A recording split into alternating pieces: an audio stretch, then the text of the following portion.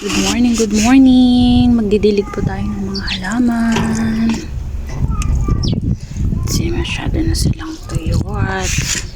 Ayan, ilalagay po sa tea. Ito naman, yung parang diyan sa Pilipinas, di ba meron tayo niyan. Ito naman yung nana sa tawag nila. Ilalagay din sa tea. Ayan. Ito strawberry, guys.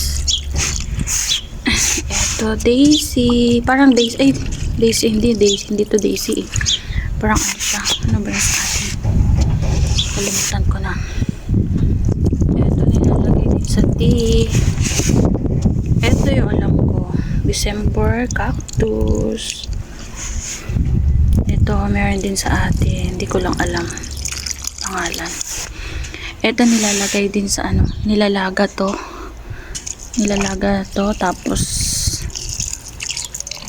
ano, pwede sa hair, pwede rin ilagay sa ano, ewan ko lang sa nilagay ito nila na yan. Ayan, tapos na tayo magdilig, konti lang